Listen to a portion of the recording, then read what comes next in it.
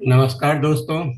तो आप सभी का फिर से स्वागत है भारत एंड जियो पॉलिटिक्स के एक और ज्ञानवर्धक एपिसोड में।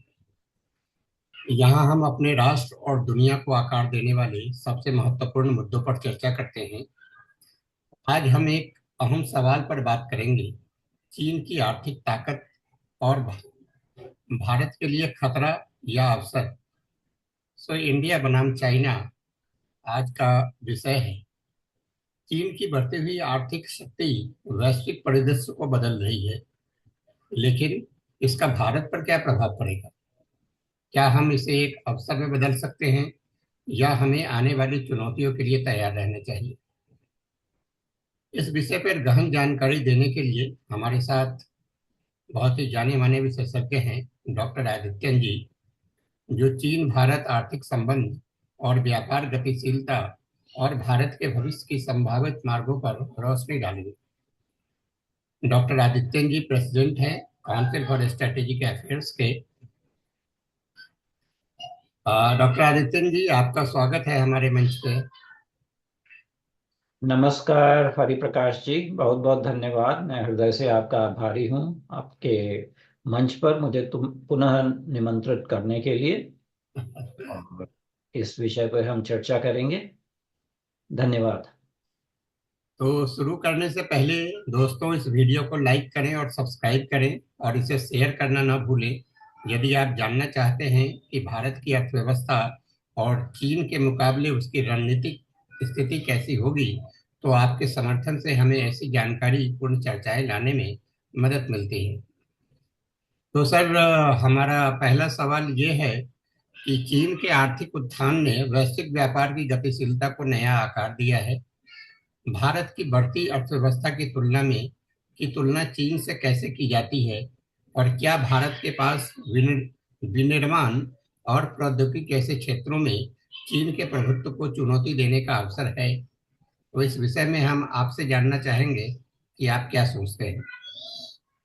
देखिए, भारत और चीन एशिया के दो विशाल राष्ट्र हैं। अगर हम वैश्विक आर्थिक अ, आंकड़े देखें तो एक समय ऐसा था, भारत और चीन विश्व की अर्थव्यवस्था को चलाते थे। जी। जो ग्लोबल जीडीपी थी उसमें भारत का योगदान था, वो समय समय के हिसाब से 25 से लेके 34% था और धीरे धीरे गिरता गया। जी। विदेशी आक्रमणकारियों के आने के पश्चात हम्म। और फिर अंग्रेजों के आने के पश्चात तो चीन का भी यही हाल था। चीन भारत से थोड़ा सा बड़ा देश था, लेकिन एक समय ऐसा था कि भारत की अर्थव्यवस्था चीन से बड़ी थी, जी। लेकिन धीरे चीन की आर्थिक व्यवस्था बड़ी रही और वो ग्लोबल जीडीपी का 33% कंट्रीब्यूट करता था। ये आंकड़े हैं 1600 और 1700वें शताब्दियों के। जी। 1971 में जब चीन ने अपना आर्थिक उदारीकरण आरंभ किया जी। तो उनके पास काफी जो अवसर मिले अमेरिका के निवेश की वजह से। और चूंकि वे एक लोकतंत्र नहीं थे तो वो कुछ भी कर सकते थे, तो उन्होंने बड़े बड़े पैमाने पे अ, निर्यात के लिए फैक्ट्रियां बनाई। और उसमें जो काम करने वाले मजदूर थे उनको कोई प्रोटेक्शन नहीं थी, कोई सरकार का रक्षण नहीं था। उनका एक तरह से उत्पीड़न होता था, शोषण होता था, आर्थिक शोषण। वो लोग गांवों से निकल कर शहरों में जाते थे, इन फैक्ट्रियों में काम करते थे। तो उनकी जो हालात थे वो अच्छे नहीं थे। और उनके बलबूते पे चाइना एक आर्थिक शक्ति के रूप में उभर कर आया। और चीन को 2000 में डब्ल्यूटीओ की जो सदस्यता दी गई थी अमेरिका द्वारा, उसका चीन ने काफी लाभ उठाया।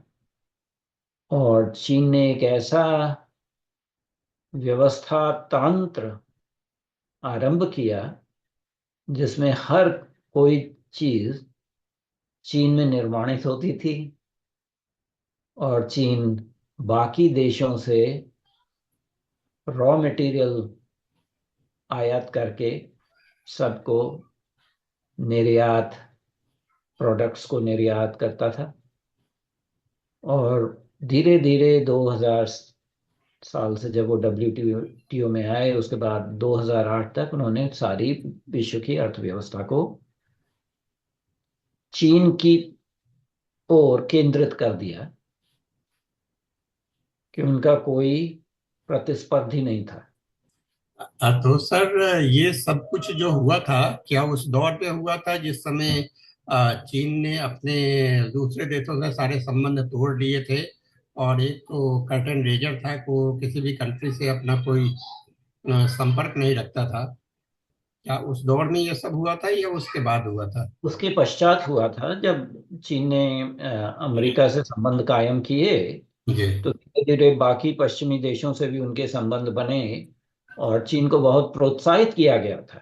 अच्छा अच्छा। चीन को बहुत ही अच्छे टर्म्स और कंडीशंस पे ये करार दिए गए थे, आर्थिक करार। और उनको काफी सुनियोजित तरीके से प्रोत्साहित किया था, क्योंकि पश्चिमी देश चीन का प्रयोग कर रहे थे, उपयोग कर रहे थे सोवियत संघ की को तोड़ने में। तो 1971 में ये हुआ, और 1991 में सोवियत संघ टूट गया। जी। लेकिन चीन ने अपना प्रभुत्व, आर्थिक प्रभुत्व कायम रखा, और धीरे धीरे अमेरिका से भीख मांगकर, दया मांगकर, हम्म। संरक्षण मांगकर उन्होंने डब्ल्यूटीओ में एंट्री कर ली। और एक बार जब वो हो गया, उसके बाद आप देखें तो चीन के पैंतरे बदलने लगे। और 1908 नहीं, 2008 और 2009 में जी। जब एक आर्थिक समस्या हुई थी, करेंसी क्राइसिस हुई थी हाँ पूरे हाँ। विश्व में, अमेरिका के बैंक जो फेल हुए थे, जी। उसके पश्चात चीन ने अपने पैंतरे बदल दिए। और धीरे धीरे उन्होंने अपना अधिकार और अपना जो असली चेहरा था, अपना स्वरूप वो दिखाना शुरू किया। और जिसको कहते हैं अंग्रेजी में प्रीडेटोरी मर्केंटिलिस्टिक एटीट्यूड। और 2012 में जब शी जिनपिंग आए, तो उन्होंने ये पहले तो शुरू किया था one one belt one road initiative. उसको बाद में बीआरआई बोला गया, हम्म। Border road initiative. या। कि वो सिल्क रूट जो था उसका आधुनिक युग में हम्म। उसका संस्करण बीआरआई बन गया है। और उसमें बाकी इतने लोगों को, देशों को उन्होंने सम्मिलित किया, लेकिन उनको जो टर्म्स एंड कंडीशंस दिए थे उसमें चीन को फायदा हुआ। चीन जहां पे भी कोई प्रोजेक्ट लेता था, वहां पे 7-8% कंपाउंड इंटरेस्ट के रेट पे तो उनको लोन मिलता था। हाँ हाँ। और जितना चीन का निवेश था, उसके लिए जो मजदूर आते थे, टेक तकनीक एक्सपर्ट आते थे, वो सारे चीन से आते थे। तो लोगों को, जिन राष्ट्रों में ये प्रोजेक्ट शुरू किए, उनको कोई फायदा नहीं हुआ था, बल्कि वो एक डेट ट्रैप में हाँ। फंस चुके। अब ऐसा हो रहा है कि बहुत से राष्ट्रों को, और भारत के उपमहाद्वीप में जो और भी छोटे छोटे राष्ट्र हैं, उनको भी ये समझ आ गया है कि चीन क्या चाहता है। हाँ, पता है श्रीलंका में क्या हुआ, मालदीव में क्या हुआ, बिल्कुल। नेपाल में क्या हुआ, पाकिस्तान में क्या हो रहा है, पाकिस्तान में उनका था सी पैक, $64 बिलियन का। हाँ। अ, अब सब काम ठप पड़ा हुआ है। खासतौर से जो बलूचिस्तान में प्रोजेक्ट हुए थे वहां पे सिक्योरिटी प्रॉब्लम है।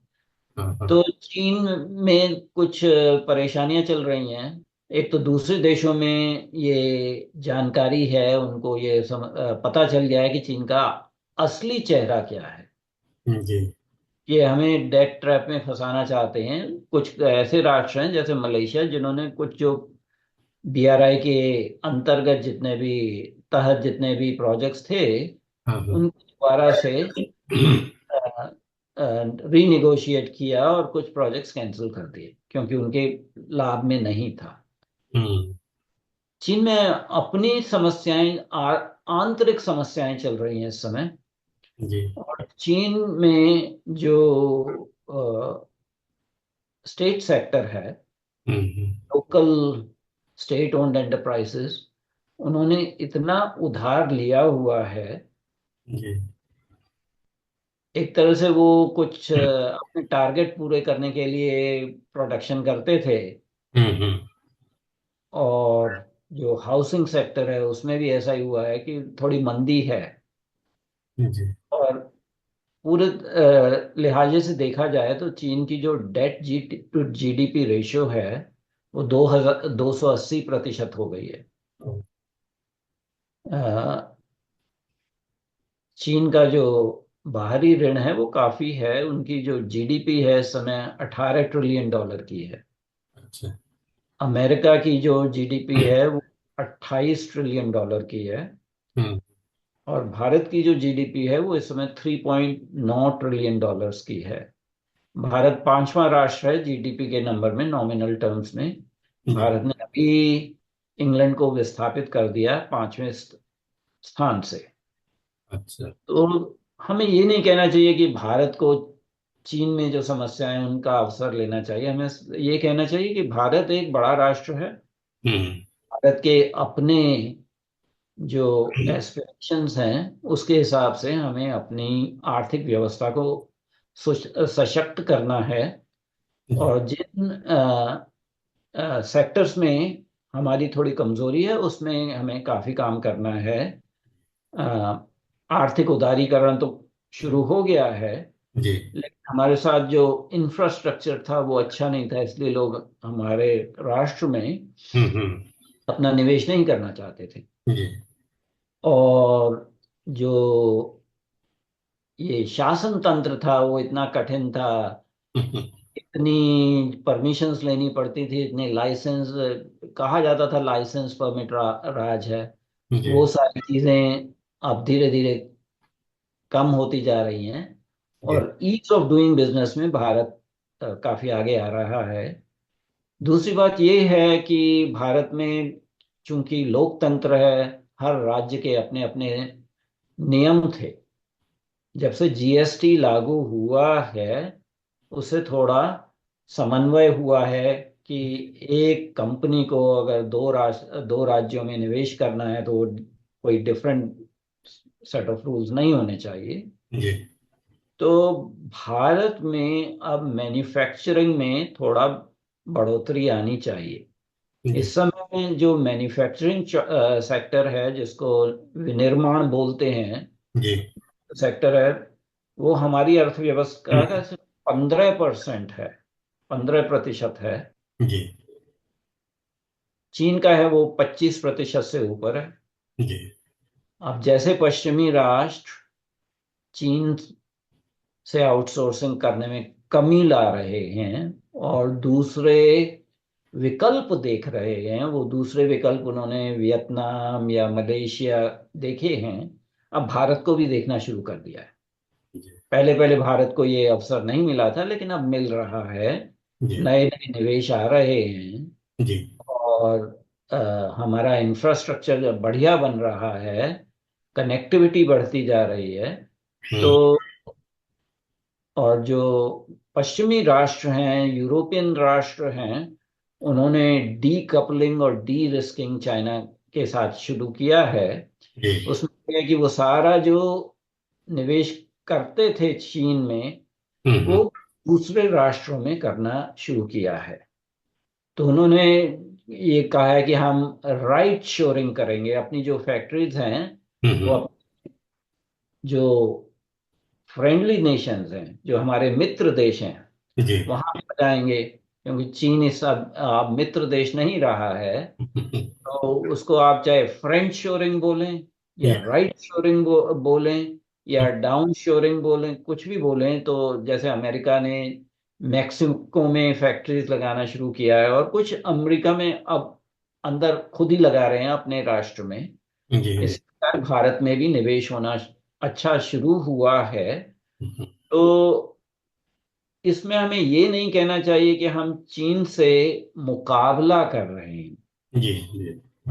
हम अपने पथ पर हैं, चीन अपने पथ पर है। या। हमारी जो अर्थव्यवस्थाएं थी वो हम्म। एक अलग अलग अवस्था में हैं। चीन ने उदारीकरण हमसे बहुत पहले किया था। जी हम जी। कहते हैं कि 1991 में का उदारीकरण शुरू हुआ था नरसिम्हा राव के शासनकाल में।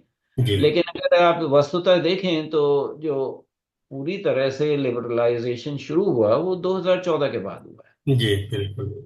और इतनी जो हमने योजनाएं बनाई हैं, आत्मनिर्भर भारत, हम्म।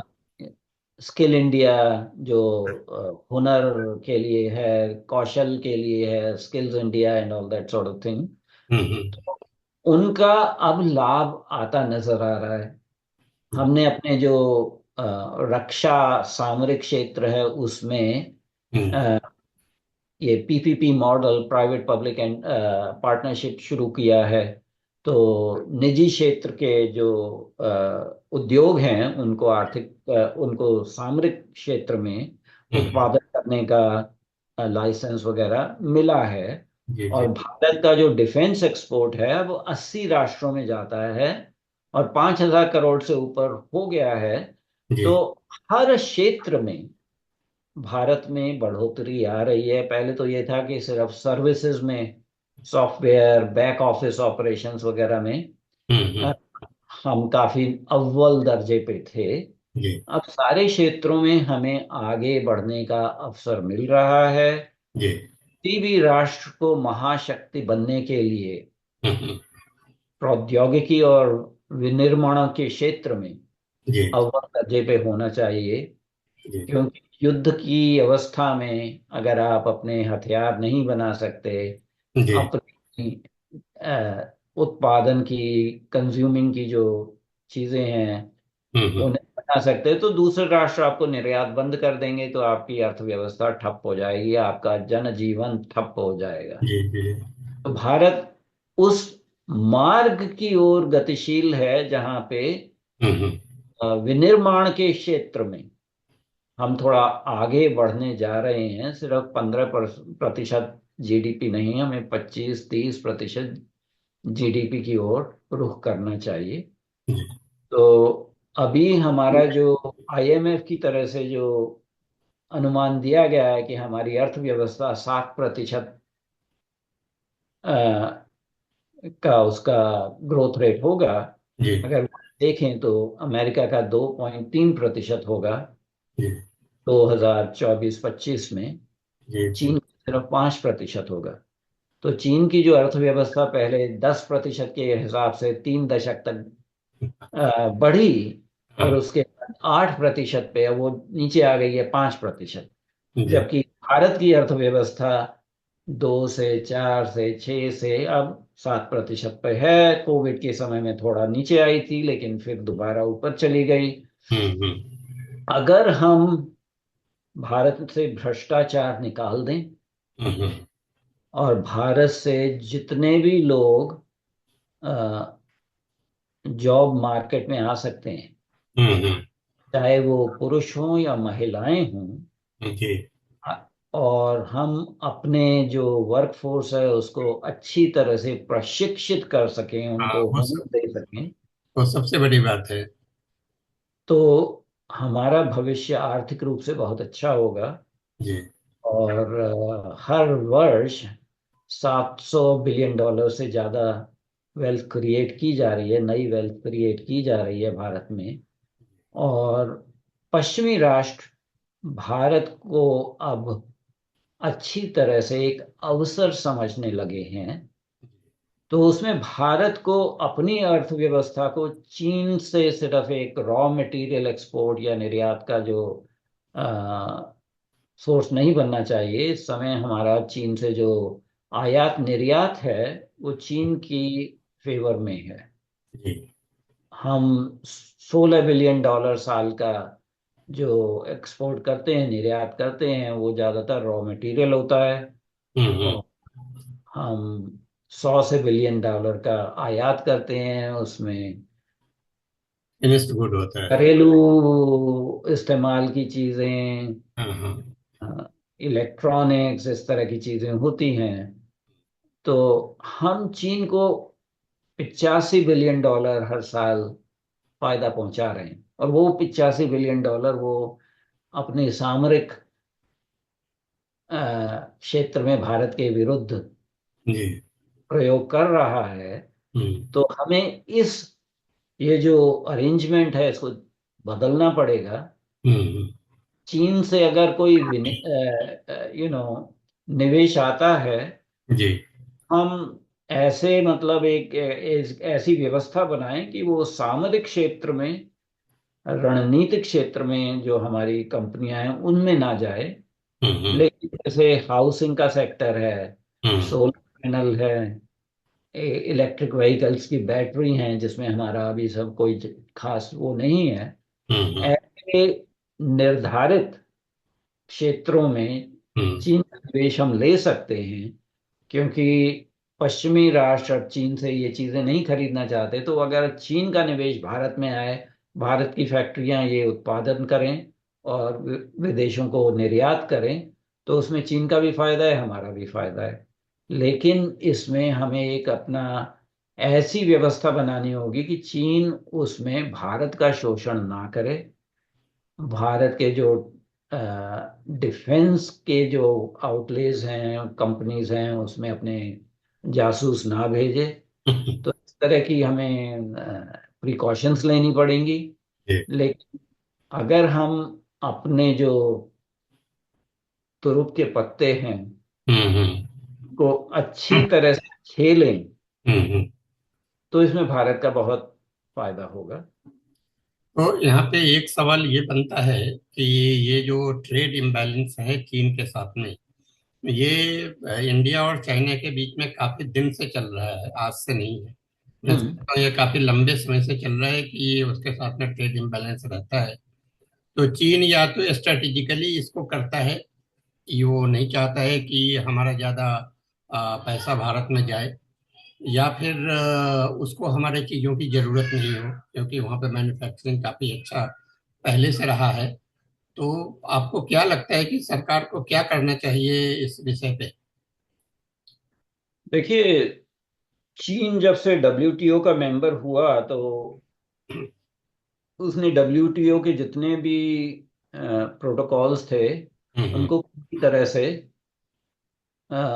लागू नहीं किया। अच्छा। तो वो बाकी देशों के लिए, जिसको कहते हैं रोड ब्लॉक्स, हम्म। या कठिनाइयां, जी। उनको लगाते रहते हैं। तो विदेशी जो अ, उद्योगपति हैं, हम्म। उनको चीन में निवेश करने के लिए काफी परेशानी होती है, अच्छा। भारतीय उद्योगपतियों को भी। और चीन विश्व की सबसे बड़ी फैक्ट्री बन गया था, और हम्म। अभी भी है। जी। और चीन की जो इकोनॉमी है वो एक्सपोर्ट ड्रिवन है, हम्म। डोमेस्टिक कंजम्पशन ओरिएंटेड नहीं है। भारत की जो इकोनॉमी है वो आंतरिक उपभोग से चलती रही है। जी। अब चीन की अर्थव्यवस्था जैसे मंद हो रही है, तो वो थोड़ा सा अपनी जनता को प्रोत्साहित कर रहे हैं कि आप ज्यादा उपभोग कीजिए, ये जो उपभोक्ता वस्तुएं हैं इनका। तो चीन की जो अपनी जो नीतियां रही हैं, वो प्रोटेक्शनिस्ट रही हैं। जी।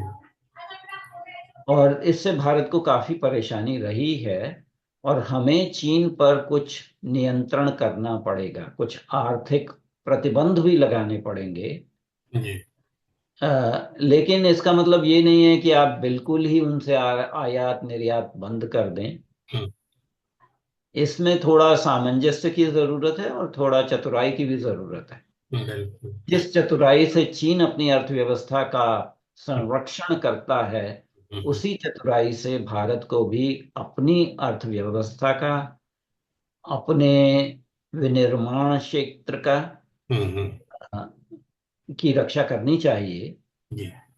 और ऐसे नीतियां और नियम बनाने चाहिए कि चीन भारत की अवस्था का कुछ मिसयूज ना कर पाए। जी। जो चीन की जो हैबिट है, hmm, dumping cheap products at below cost level, जी बिल्कुल। उस पे हम थोड़ा कंट्रोल करें। हम्म, और उसमें ये भी होंगे कि कुछ टैरिफ्स लगाने पड़ेंगे, कुछ टैक्स लगाने पड़ेंगे। अब हम्म, देखिए, जैसे भारत में सारे खिलौने चीन से बन के आते थे, बिल्कुल। आजकल नहीं आने लगे। हाँ। तो उसमें कुछ सरकारी नीतियों का भी योगदान होता है और कुछ अपनी जो जनता है हाँ। उसका भी कुछ एक रोल है। हाँ, उनको जागरूक करने की जरूरत है। उनको जागरूक रहने की जरूरत है। और अगर आप देखिए तो चीन में निर्माणित जो अ, जितने भी मतलब कंज्यूमर आइटम्स वगैरह हैं, हाँ, हाँ, क्वालिटी कंट्रोल कुछ नहीं होता। कुछ नहीं, आपको कुछ नहीं। सस्ते मिल जाएंगे, लेकिन वो 2 महीने बाद, 3 महीने बाद, 6 महीने बाद खराब हो जाते हैं। हाँ हाँ, बल्कि उनका जो क्वालिटी प्रोडक्ट्स है वो यूरोप अमेरिका को एक्सपोर्ट करते हैं, और जो उनका बिल्कुल चीप क्वालिटी का, पुअर क्वालिटी का प्रोडक्ट है वो सब इंडिया में बेचते हैं।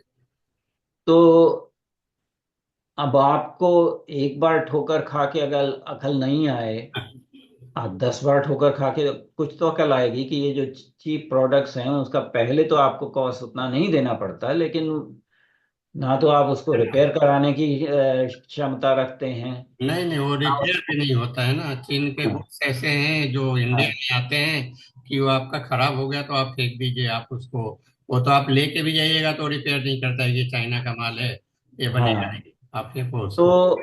अगर हम ये पूरी जो लाइफ टाइम कॉस्ट देखें, जी। और उपभोक्ताओं को करनी पड़ेगी कि लाइफ टाइम कॉस्ट कितनी पड़ रही है आपको। जी। जी। जी। सिर्फ यही नहीं कि इनिशियल आउटले पे जाइए। हाँ हाँ। तो हमारी जनता को भी जागरूक होना पड़ेगा। जी।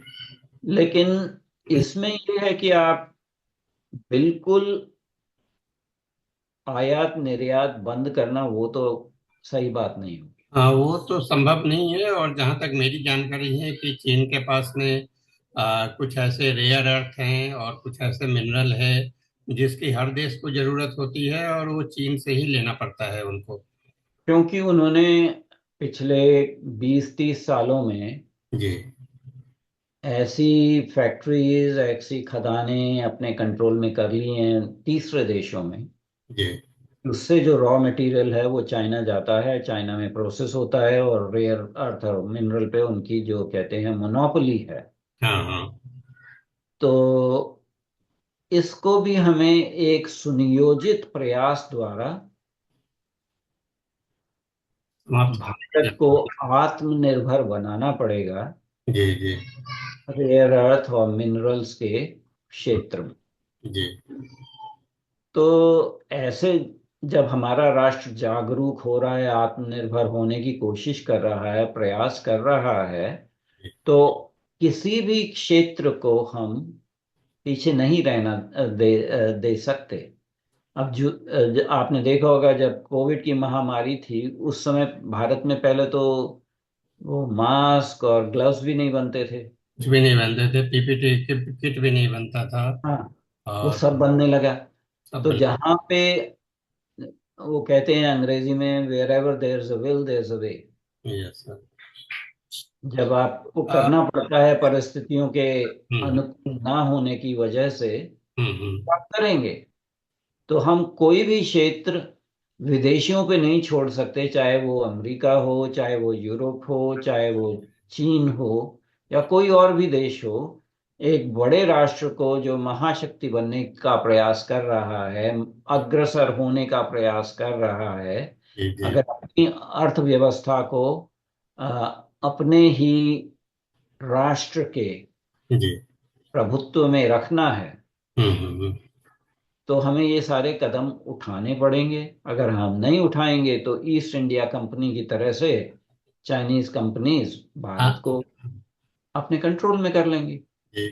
सर, हमारे पास कुछ 5-6 मिनट का ही समय बचा है और एक प्रश्न और है। हाँ तो बोलिए। मैं दूसरा प्रश्न हमारा है कि भारत और चीन के बीच जो जटिल भू राजनीतिक संबंध हैं, उनको देखते हुए क्या चीन का आर्थिक विस्तार भारत के राष्ट्रीय हितों के लिए दीर्घकालिक खतरा पैदा कर सकता है, या क्या भारत को चीन के वैश्विक प्रभाव से रणनीतिक रूप से लाभ उठाने के तरीके खोज सकता है?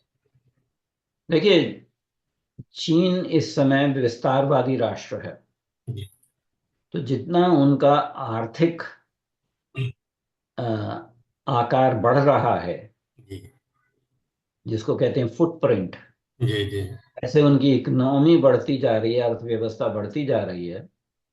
अब चीन के पास 3.3 ट्रिलियन डॉलर्स का फॉरेन एक्सचेंज रिजर्व है। जी जी और अगर उसमें आप हांगकांग का फॉरेन एक्सचेंज रिजर्व जमा करें तो वो 4 ट्रिलियन डॉलर से ऊपर हो जाता है। जी। अब भू राजनीति की बात में देखें, चीन के पास इतना पैसा है हम्म। कि वो भारत के जो आसपास के पड़ोसी देश हैं, हम्म। उन सबको खरीद सकता है। जी उन सबके नेताओं को रिश्वत देकर भ्रष्टाचार से अपने कंट्रोल में कर सकता है। उन्होंने किया भी है। जी। सबसे पहला उदाहरण तो पाकिस्तान का है। हाँ। उन्होंने श्रीलंका में भी ये किया, हम्म। मालदीव्स में किया, बांग्लादेश में भी किया। जी। तो जितना भी चीन के पास आर्थिक संसाधन बढ़ेंगे, हम्म। उससे भारत की संप्रभुता को एक भय है, एक खतरा है, और ये रहेगा। लेकिन उसके लिए हमें विलाप करने से कोई कुछ नहीं मिलने वाला। नहीं मिलने हमें वाला। अपने आंतरिक परिवर्तन लाने होंगे, रिफॉर्म्स लाने होंगे, ताकि हम अपनी जो कमियां हैं जी जी।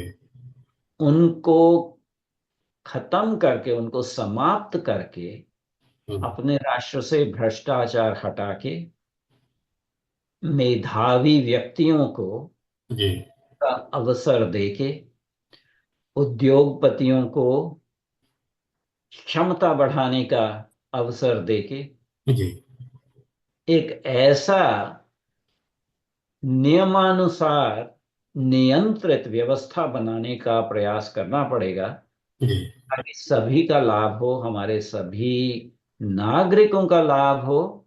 जी। और जब सभी नागरिकों का लाभ होगा तो एक जिसको बोलते हैं समृद्धि, हम्म। समरसता, वो समाज में बढ़ेगी। जी जी और उससे हमारा राष्ट्र सशक्त होगा। तो चीन से खतरा है, लेकिन विलाप करने से कुछ नहीं होने वाला। जी जी। कठिन परिश्रम करना पड़ेगा हर एक व्यक्ति को। अगर हम कठिन परिश्रम नहीं करना चाहते तो कोई हमारा कुछ लाभ नहीं कर सकता, सब हमें हानि ही पहुंचाएंगे। तो आप अगर कमजोर हैं और सबके आगे हाथ जोड़ते रहते हैं तो वही होगा। अब वो करने के बजाय आप कहें कि हमें अपने आप को मजबूत करना है, हमें अपने आप को सशक्त करना है, जी हमें किसी को दोष नहीं देना। हमारे राष्ट्र में लोग एक दूसरे को दोषारोपण करने की जो ये हैबिट है, इसको छोड़ के सबको अपना अपना काम करना चाहिए और पूरे राष्ट्र का निर्माण करना चाहिए। चाहे वो आर्थिक रूप से हो, भू राजनीतिक रूप से हो, शैक्षिक रूप से हो। जी हर एक व्यक्ति का, हर एक नागरिक का जी जी। एक योगदान है।